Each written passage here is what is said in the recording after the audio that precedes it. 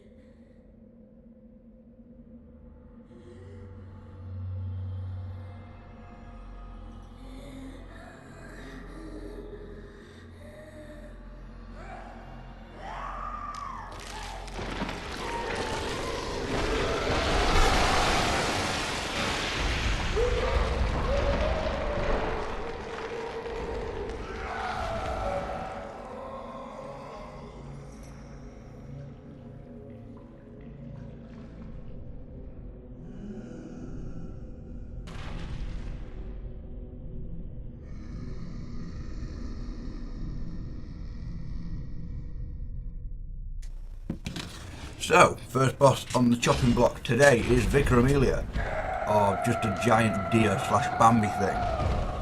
Don't ask me why I sat down here. I just felt I'm being incredibly cocky, but anyway.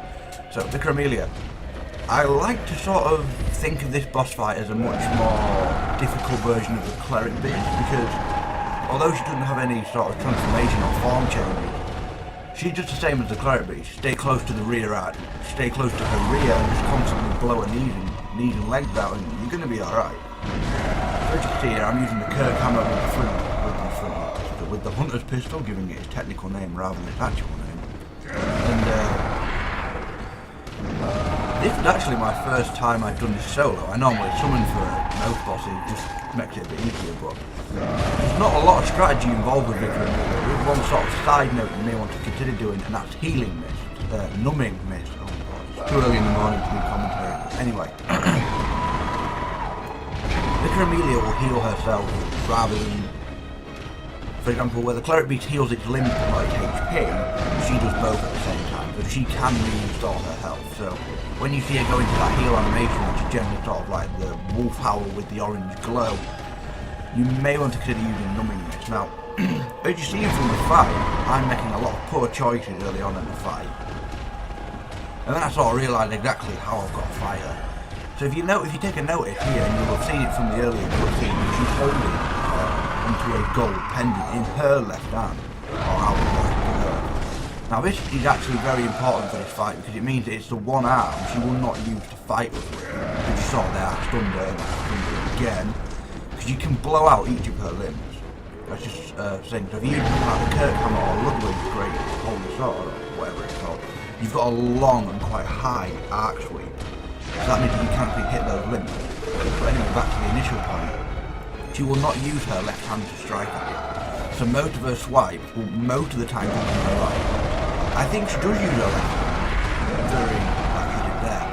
But it's not as active as the right. And there you saw the heal. Now I completely neglected the But as you can see, I'm slowly wearing down her health. Don't know how a higher level I am here. I mean, I can see that I'm in Hemwick's hunter attire, so I've obviously pushed on a little bit with Eileen the Crow storyline. But we're cracking on. The thing is with Vicar Amelia, and it's one of the other bosses, because there's no transformation or stages, you can take this fight as slow as you want. With the cleric beast, there's no rush.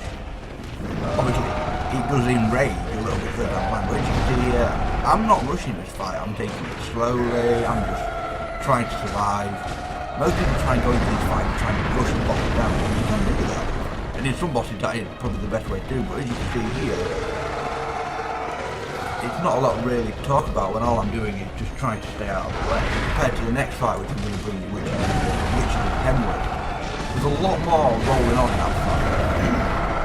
As you can see here, I almost screwed it up. But there's another thing as well, if you've got your Zesca's blood vial, just use it. Because obviously you can always get 3 ones off it. It's basically, I'd say, twice the potency of a health regen pot. So as you can see here, I'm slowly going through her HP. Now, for some reason I keep flintlocking her in the face. So I'm switching over to the Kirk hammer here, well, the hammer form. And fully charged R2 obliterate Windhouse and number 3. But as you can see with Amelia, she's not a very stressful boss to fight. In all honesty, she's not actually that aggressive compared to the other bosses in the game. Things like Cleric Beard, Gascoigne, and from that video, they are aggressive and they are really in the face. Martyr Darius, he's really aggressive. But Vicar Amelia, as you can see, I'm just wearing her down. For some reason I want to really cocky into the way. So that's Vicar Amelia over and done with. Now as you can see, that took me around about 5 minutes, give or take, and you get the gold pendant which you can crush to create a blood gem. But as you can see, I didn't struggle too badly with that actually. And to be honest, I think even with me being cocky at the start, I did better than what I thought I did. So now we're rolling up to the end of this clip now, on to the next boss fight.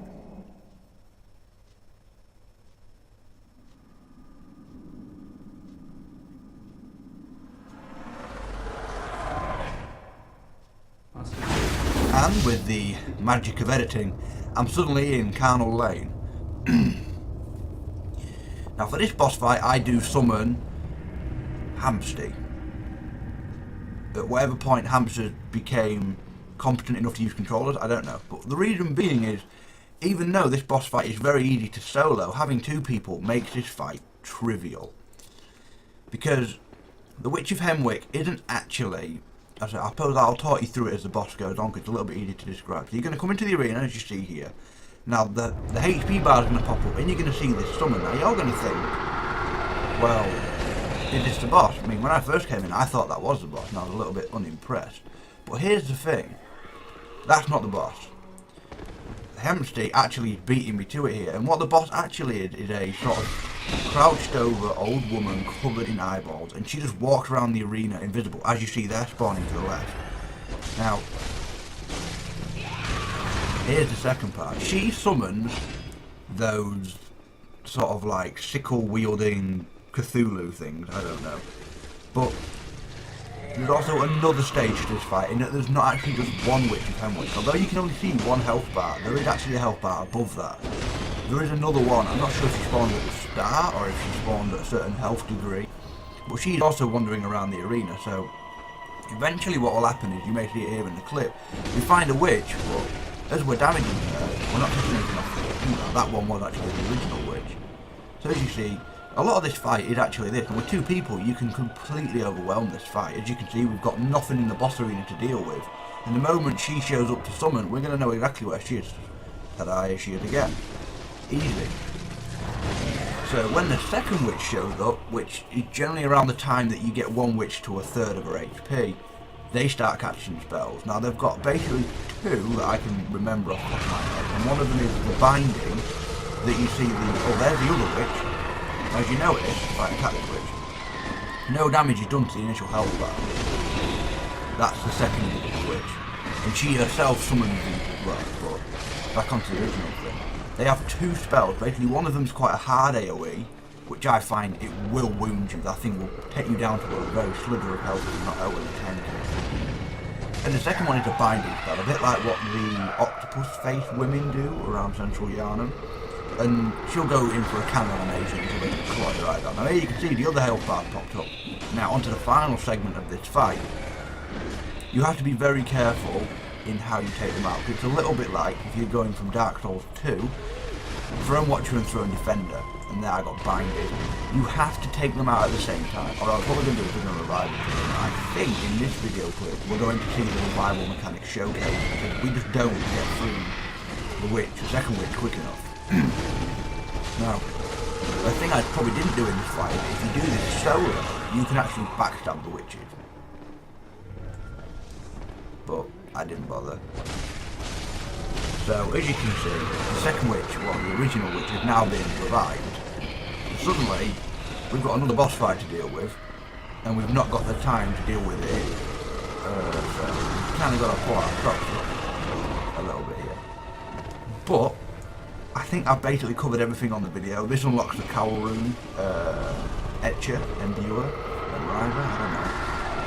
So, coming up to the last minute or so of the video, basically, I've got a couple of choices now for videos that are going to be going out onto the channel this week. We're looking at either... what can I make? I'm either going to do a sort of video on just me playing a bit further on Bloodborne and just talking about what I think. Or we're going to have Dark Souls 2 because I've just received Scholar of the First Sin. Or it could be a Battlefield 4 video. Either or, I'll see how I feel come Wednesday. Which one I want to put up, because I'm getting really good response to the Bloodborne content. I think a lot of people I'm telling to watch it that enjoy me play. So, I'll let the clip roll out for the last minute, and as per usual, I've been Zyder. Thank you for watching. Please remember to like and subscribe if you enjoy my content, and as per usual, take care, and I'll see you all in the next episode.